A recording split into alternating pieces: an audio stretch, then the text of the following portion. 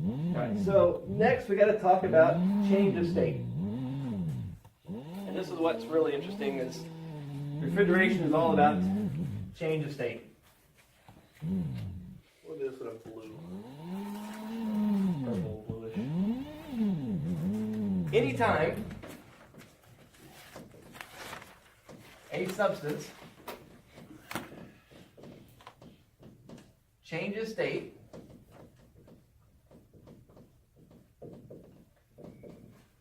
from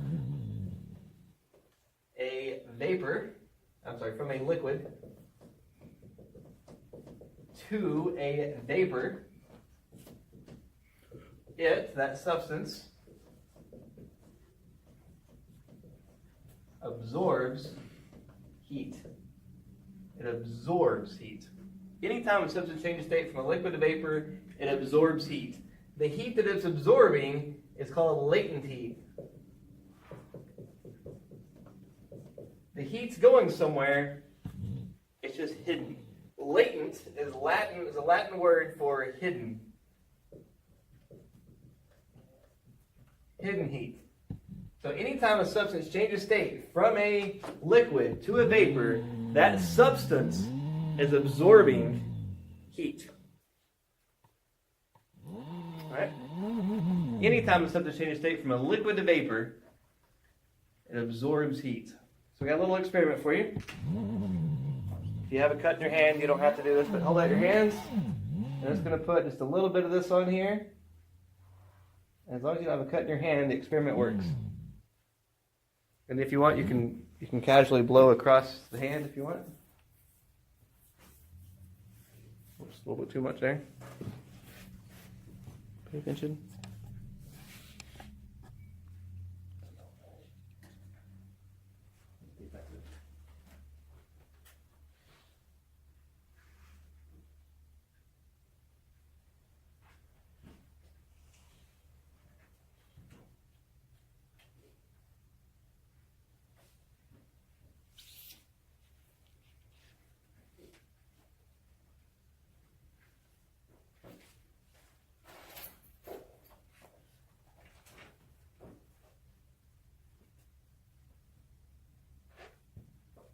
Right, you can just slightly blow across that, or the first guys, this probably already happened. But how does that feel? Cool. Cool, not cold, but for sure cool. What happened to that alcohol? It's evaporated. It evaporated. So that means that really and truly the alcohol changed state from a liquid to a vapor. So the alcohol absorbed heat. It absorbed heat away from your hand. So the cool isn't really the wind blowing in your hand, it's the heat leaving your hand. What you're feeling is the alcohol changing state from liquid to vapor. You blowing across it's just speeding it up, making it evaporate faster. And the cool but you it's feel is your hand. the temperature leaving your hand going into the alcohol that's changing state. That's exactly what you're feeling. Interesting concept, huh? Now you've probably been around this your whole life. You just never realized that's what's going on. And alcohol, that's why it feels cool. It's because of evaporation. So this, anytime a substance changes state from a liquid to vapor, it absorbs heat. This is evaporation. Also, another word for that is boiling. Evaporation or boiling.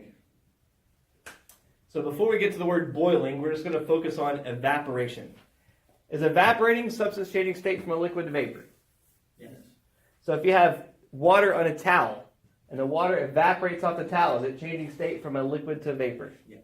Yes. The towel's drying out. That's what you've called it before, right? Mm-hmm. Towel's drying out. So, so ridiculous. Think about when you take a shower now. Anybody know what the temperature is of their water when they take a shower? The water temperature? 110 sounds good. I'm not a plumber. I don't know the exact temperature of the water. But your body temperature, what is your body temperature? 98. About 98 something. So we know that when you take a shower, the water feels warm, right? Yeah. So that means the temperature of that water has to be higher than your body temperature. So I don't know exactly what it's at, but it has to be a higher temperature than our body to feel the heat. The heat's leaving the water going into our body. So the water has to be warmer. So let's just say 110. Okay? So your body's warm and the water's warm. Right? Now think, you shut the water off. You do not dry off in a towel. You leave your body wet. You leave the bathroom and go into the hallway. What's happening? You get cold. You get cold or Cooler. the heat's leaving your body. Why is heat leaving your body? Your body's warm and the water's warm. It's going to a less abundant source. What's happening is the water that was on your body is changing state from a liquid to a vapor. The water on your body is evaporating. The heat from that water is absorbing heat as it evaporates. And that's cooling your body off. You guys heard of evaporative coolers? You guys probably call them here, I think, swamp coolers, but the proper name is evaporative cooler. The water is running across those pads. As you pull air across those pads, the water evaporates. As the water is evaporating, it's changing state from a liquid to a vapor. And anytime a substance changes state from a liquid to a vapor, that substance absorbs heat. It's a cooling effect. That's one reason that people say it's a dry heat. This is why it's important. Because here in Vegas, we have a dry heat. The water that we drink, there's water on our skin. Whether we're sweating or not, there's still water on our skin. And that water is changing state from a liquid to a vapor in the air. The drier the air is, the faster that happens. So the water from our skin is evaporating. That's a cooling effect. In the summer, it's hot. You ever sprayed yourself with water? It's not the water that's cooling you off as much as it is the water evaporating. Changing state from a liquid to vapor, that water is absorbing heat. As that water is absorbing heat, it's dropping the temperature of your body. It's absorbing heat away from your body. Your body temperature drops. So when you go to Florida, anybody been to Florida? Or a humid place? All right, go to Florida. It feels much warmer there because the air is full of water already. And it's not, evaporation is much slower because the air is already full of water. So what happens in Florida is that water is a changing state from a liquid to vapor. It's happening a very small amount. The air is already full of water. There's very slow evaporation. So if you have a towel here and you hang it outside, that towel dries out fast. In Florida, you take a towel and hang it out to dry. You come back from work, the towel may still be wet because the air is full of moisture. But here's how it affects your body. When the humidity is high outside, you go outside in Florida, the moisture in your body is not evaporating. It's not absorbing heat. It's not cooling you off as effectively. So your body temperature stays warmer. Dehydration? No? Two effects. One effect is because the air is full of moisture, the moisture in your skin does not evaporate, so your skin stays moisturized. Your skin typically looks younger in a humid climate. Where here, it may feel cooler because of the evaporation's happening, but your skin can become damaged if you don't drink enough water to replenish it, because that water is evaporating at a very fast rate, and you can definitely become dehydrated quicker here, plus skin damage here. Either way, if you're losing water, you still have to drink more water to replenish it. In Florida, when you go there, a lot of times the air feels sticky. But it's not the air that's feeling sticky. It's your own sweat not evaporating is what you're feeling that's sticky. Here, the air feels dry. Well, it's that moisture from your skin. It's drying out fast. But in Florida, you'll take a shower. It's like, oh, the air is so sticky. Well, it's that water and usually the sweat in your skin not evaporating that's giving you that sticky feeling. Isn't that interesting? You ever think about that? No? I just always thought it was miserable there. Well, and that's why. And it's because of the evaporation. The refrigerant inside of this evaporator is liquid, changing state from a liquid to vapor. It's absorbing heat. So when we call this the evaporator coil, it's because it's a substance that's changing state from a liquid to vapor. It's absorbing heat. Is water a refrigerant? Can water change state from a liquid to a vapor? Yes. Here is a substance changes state from a liquid to vapor, so technically water is a type of refrigerant. Is alcohol a refrigerant? Yes. Yes. We put it in your hand, it changes state from a liquid to vapor, it absorbs heat. Okay. Same thing with a pool. You go swimming in a pool, your body acclimates to the water temperature. You get out of the pool, and notice that it feels so much cooler. That's why, because the moisture from your body starts to evaporate when you're out of the pool. And that evaporation is absorbing heat. Your body temperature starts dropping rapidly. Makes you think, huh?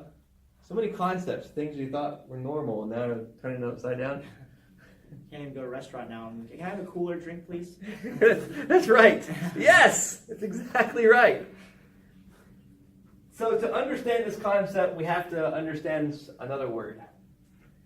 And this word, this letter is BTU. BTU. BTU is a word that we use a lot. BTU. BTU stands for British Thermal Unit. BTU, British Thermal Unit. We have to get through the theory before we can get to the units. All this is a very important concept, understanding how this works. Everything we do in this class will be about how it applies to this refrigeration cycle. And I've seen that on like gas grill barbecues and all that stuff too. Yes! I'll explain why here in just a little bit. British Thermal Unit. That's really worthless for understanding what it is. But that's what the B stands for, the T stands for, and the U stands for. The definition of it is the amount of heat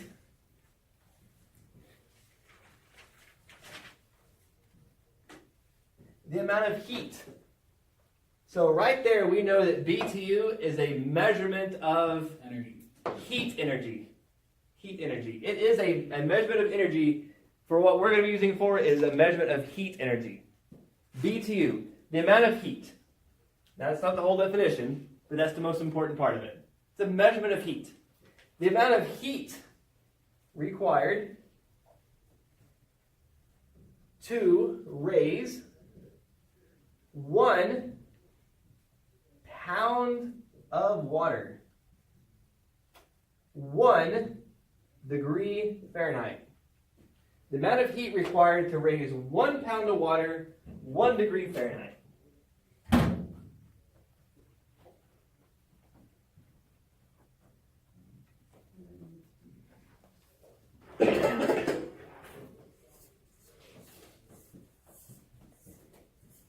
Grab a scale real quick. I'll help you guys understand. Think about that just 1 second. Right back.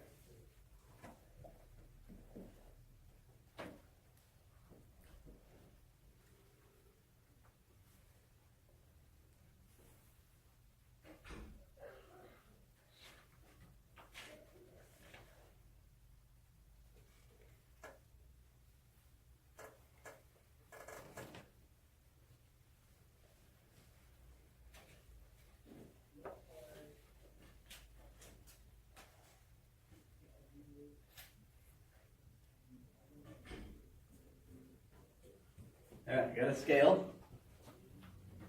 What do you think we're going to do?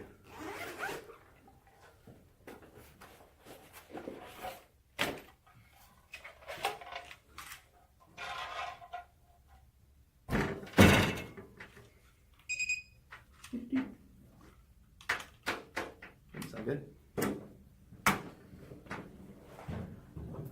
And have a heater.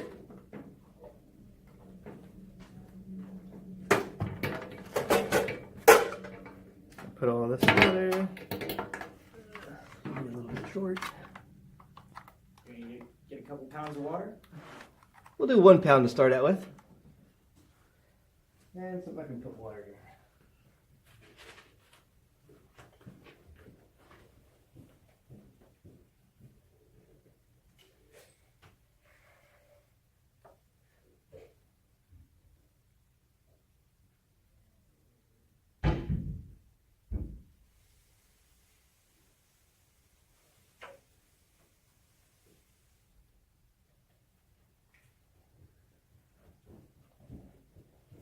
Right, so on this scale, I'm going to, it's called the tare.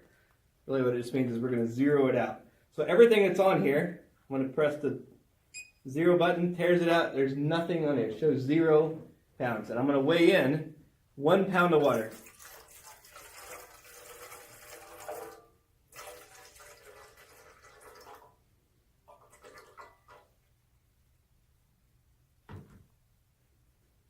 just over a pound.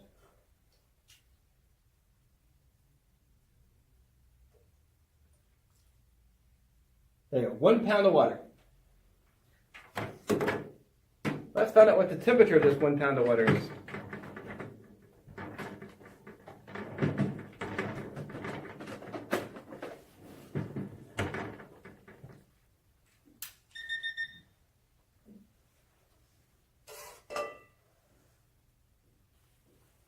Give it a minute.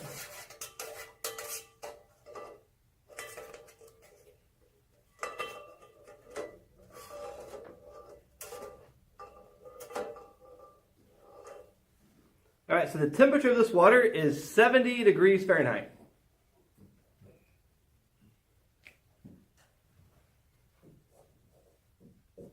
How much water is in there? 1 pound. 1 pound of water. So let's add heat to this water. And let's heat this water up 1 degree. And it's going to be hard because by the time it actually goes up, it'll go up fast.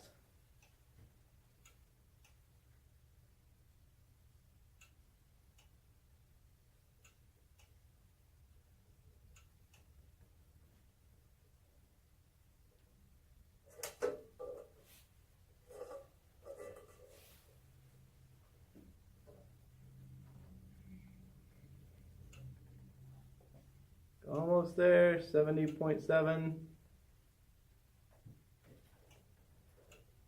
71. The temperature of the water went from 70 to 71 degrees Fahrenheit. How many degrees did I heat that water? 1. 1 degree Fahrenheit? Yes. How many pounds of water did I have? 1 pound. 1 pound of water? How many BTUs was that? 1. 1! Okay. That is what a BTU is. Okay. That right there. The amount of heat required to raise 1 pound of water, 1 degree Fahrenheit. If we wanted to put it in a formula, not that we need to, but if we wanted to put it in a formula, it would be blank pounds of water times blank temperature difference. Whatever degrees is, equals blank BTUs. All right, make sense? Yes. And time's not a factor. What's that? Is time's not a factor. That's true. Technically, it should be over an hour. Okay. That's how we go with it, over an hour. And then we can change it from hours to minutes to everything else, but it's supposed to be over an hour. But for time's sake, I want to spend an hour to watch it go at 1 degree. Yeah. So a 5,000 BTU stove could technically raise 5,000 pounds of water 1 degree over an That's exactly right. That's exactly right. Exactly right. Let's say I have a water heater. Right? Yep. People have water heaters? Let's think of a water heater. Anybody know what size the water heater is? What? Gallons. Usually gallons. So many gallons? 60. 60 gallon? Usually most people have like a 50 gallon, but we can go 60. Let's go with the 60 gallon water heater. 60 gallon water heater. All right, you may know how much a pound of water weighs. 8 pounds? I'm sorry, a pound of water weighs a pound. You may know what a gallon of water weighs. 8 pounds. It's like 8.3 pounds. 1 gallon of water weighs 8.3 something pounds. Can you believe that? So let's put 8.3. What's 60 times 8.3? You don't have to do this math. I'm just trying to prove a point. If somebody has a calculator on their phone, that'd be great, because I suck at math. 500. So that means we have approximately 500 pounds in that water heater. When you see water heaters installed, it's important that that has a base that's installed well, and they see them strapped to the wall. This is why, because that 60-gallon water heater weighs about 500 pounds. It's a lot of weight. That's just the water in it, not including the water heater itself. All right, so let's say that water was at 70 degrees Fahrenheit, and you said you took a shower, you wanted at 110, so let's just, that's a mixture, so let's go a little higher, let's go 130. So it's from 70 degrees to 130. So we have 500 pounds. What's 130 minus 70? 60. That's a 60-degree temperature difference. So if I wanted to make that happen within an hour, what's 500 times 60? 3,000. I would need 3,000 BTUs to make it happen. Over an hour. Over down. Now, if you had 6,000, would it be faster? Yes. Okay. We could do it in a short amount of time. Yep. Just to give you an idea what a BTU is. That's what a BTU is. It just gives some value to what this number means. We throw this number out there, we want to have it make sense to at least some point. So far, so good? Yep. Questions yet? All right, so BTU, not too much, but let's put it to something that makes more sense. That water, is that room temperature? Yes. Okay, the temperature of this room is 74 degrees. Temperature of this room is 74 degrees Fahrenheit. Let's say I want to heat that water up to 200 degrees.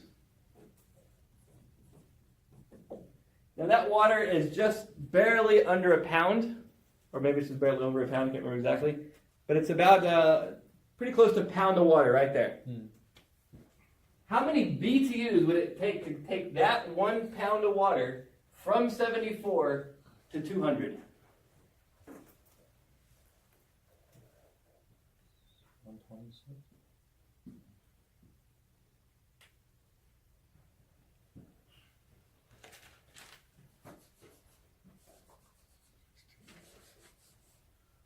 We got 1 pound. 200 minus 74. 116. Yeah. What? 126. 126? Yeah. Okay, so 1 times 126? 126. 126. So it would take 126 BTUs of heat to get that to 200 degrees. Does that give you a better understanding? Can you kind of visualize a BTU now? Yeah. You can see how it affects it? Good. What if I wanted to go from 32 degree liquid all the way to 212 degree liquid? How many BTUs would it take for that 1 pound? From 32 to 212. 180. Good, 180. 32 is what we consider less heated, right? It's a low amount of temperature.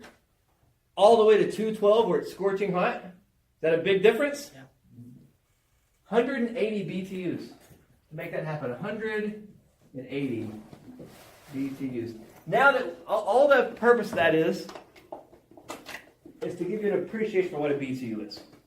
If you were in water that was 32 degrees, it'd take 180 BTUs to heat that 1 pound of water up to 212 degrees. Big difference, right? Yeah. A lot of BTUs, 180 BTUs to make that happen. For 1 pound. Follow me? I can calculate that right here on this stove. We're at 70. As I'm adding heat energy into this water, what's the temperature of the water doing? Going up. It's going up. The temperature of this water is going up. All right, so far so good? Everybody with me so far?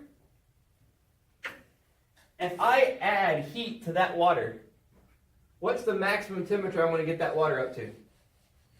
212 212. Can I go higher than 212? turns into gas. So the highest I can get to is 212? Everybody agree? You want to find out? We're already at 86. Let's crank this up. I used to have a little blowtorch. I don't know if I think we have one in the other room. Let me grab one. We'll heat it faster.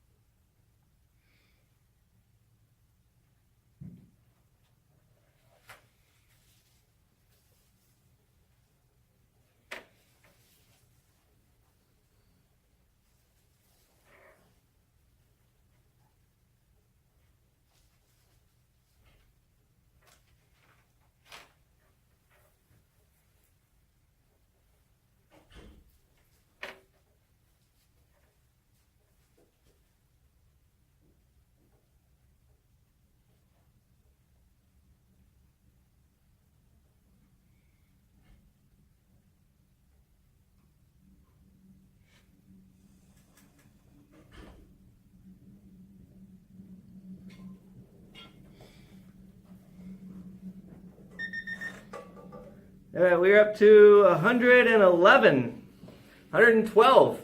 So what's happening right now?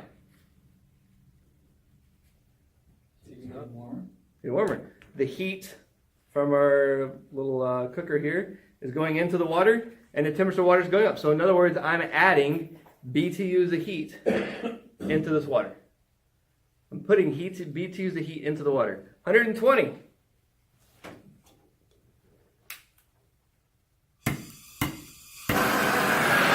Faster. More BTUs. These are rated in BTUs for the amount of energy. We need a number we can quantify with.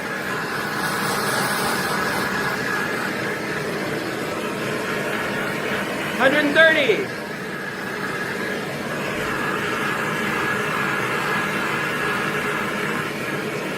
$140.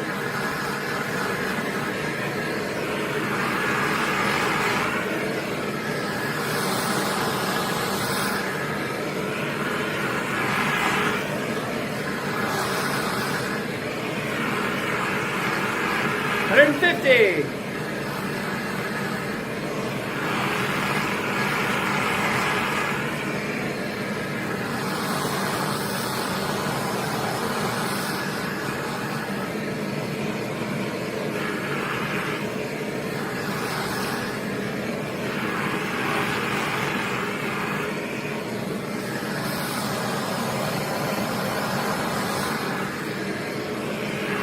$160.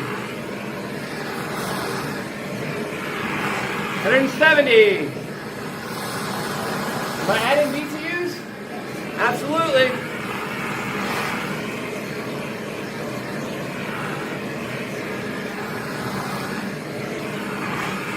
$180.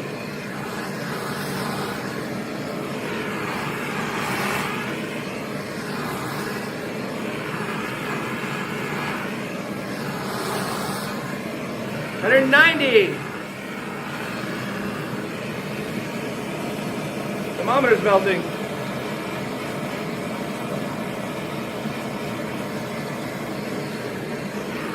$200. $201, $202, $203, $204, $205, $206, $207, $208, $209, $210.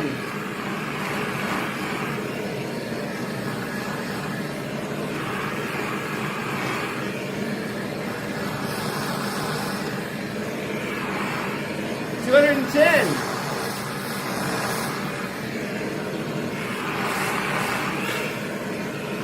$210. $211.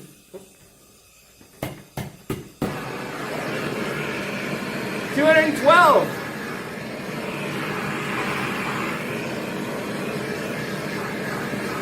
It's boiling like crazy now. $212.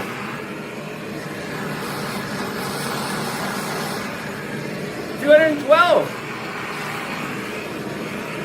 Boiling. $212. $212.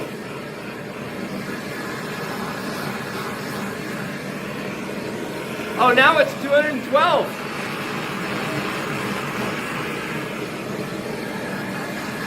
$212.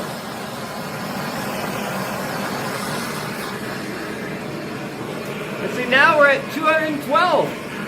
Am I adding BTUs to this water? I am. BTUs. Adding it to water. The temperature is not changing. 212. Am I putting BTUs into the water? So I'm adding heat to the water, right? The temperature's the same, 212. What's the water doing? Boiling. Scientifically, what's the water doing? Changing state from a liquid to a vapor. What's the water doing? The water is absorbing the heat. The heat is going in, but the change of state is absorbing heat. Let's find out what's happening on your scale. Now it's going to be a little off because I dropped that thermometer in there.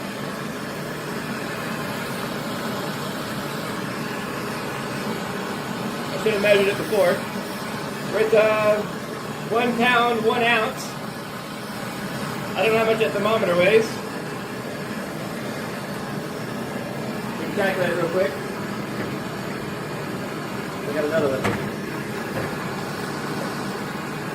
Alright, so the thermometer weighs 4 ounces. So what's 1 pound? What's 1 pound, 1 ounce minus 4 ounces? What? 13 ounces? So what happened to my volume of water? Drops. So I have less water in this pan, right? So that means some of the water changed state from a liquid to vapor. My temperature is at 212. Am I adding heat to it? Where's the heat going? Change of states from a liquid to a vapor. If I keep doing this, will the water temperature go up?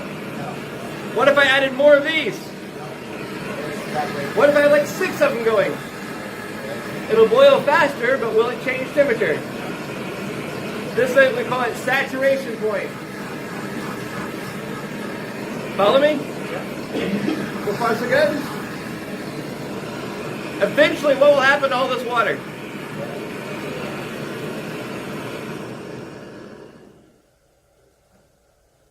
Eventually, the water will evaporate.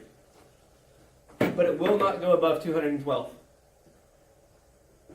Because the water is changing state from a liquid to a vapor. The water changing state from liquid to vapor is absorbing heat. I'm putting heat into it, but the change of state's absorbing heat. So it's keeping it cool. Boiling is a cooling effect. This water boiling is keeping itself cool at 212. No matter how much more heat I add, it'll boil faster, but the boiling, the changing state from a liquid to vapor, is absorbing heat, keeping itself cool. All the steam you see right here, latent heat. The heat's there, it's hidden. The water changed state. Make sense? Interesting? Yes. All right, so let's apply this to give you an appreciation of what's going to happen. How many BTUs of heat energy would it take to make that water go from 212 degree Fahrenheit liquid to 212 degree Fahrenheit vapor? 1 pound. How many BTUs would I have to put into this to make it all evaporate? What do you think? I'm not sure. What? What do you think? Not sure. What do you think? 212. 212. Okay, that's a number. Let's write it down here. You think 212? 212 BTUs. What do you think? Okay. What do you think? What do you think? 212. Okay. What do you think? 0. 0. Because we're not changing temperature, right? It's a good answer. What do you think? 212. That'd be 212. 212. 2000. 2000. I like it. 2000. 2000 BTUs. What do you think? No idea. No idea? Maybe 0. 0. All right, so we got several for 212, a few for 0, one for 2000. To take 1 pound of water from liquid to the same exact temperature in vapor,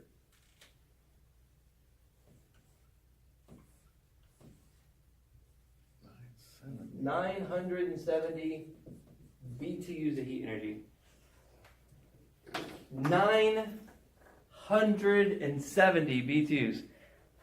I would have to put into this 970 BTUs of heat to make it change state without changing temperature. So BTU gives us a measurement of heat content. Fahrenheit does not. Was I adding heat to this water? Yes. Was my Fahrenheit changing? No. So see how Fahrenheit's not a usable number for us? Yeah. BTU is a true heat content. All right? We put heat into it, but it was not changing temperature. But the heat was still there, right? The heat's somewhere, it's still there. It's hidden. It's hidden. We couldn't measure it with a thermometer because it's hidden. Latent heat. It's going into a change of state. For water, it takes 970 BTUs to make that water, to make this completely boil away. But it doesn't have to be at 212. If our humidity is low, it happens on our skin. Evaporation and boiling, as far as that's concerned, is about the same. So when you take a shower and all that warm water is on you, and you step out into the hallway, that water is changing state from a liquid to vapor. If you had 1 pound of water on your body, if you had a shirt and pants on and you were able to take that pound of water, it would soak it in, right? For that 1 pound of water to evaporate, it's absorbing latent heat, 970 BTUs of heat energy away from your body. That is a massive amount of heat. Isn't that awesome? That's why when they say it's a dry heat, that's why, because as that water evaporates off your body, it's absorbing heat, latent heat, hidden heat, but that latent heat's changing the temperature of your body. 970 BTUs, that's a massive amount. Let's think of an evaporative cooler. You guys before have called it a swamp cooler. Proper name is evaporative cooler. Evaporative cooler does this. We dump water on the pads, and we pull a fan, we pull air through those pads. What's happening to that water? It's evaporating. It's evaporating, which means it's changing state from a liquid to a vapor. It's absorbing, the water's absorbing heat. For every 1 pound of water that evaporates in an evaporative cooler, it absorbs 970 BTUs of heat energy. So if I have air, and I take BTUs out of the air, 970 BTUs out of the air, is the temperature of the air going to drop? Yes. Yes. Where did the heat go? In the latent heat, the steam in the The water. heat's still in the air though, right? Mm-hmm. But it's hidden. It's hidden. It's latent heat. It's hidden. But the temperature of the air dropped. Right? Let's look at, go to the lab. Let's look at this evaporator coil.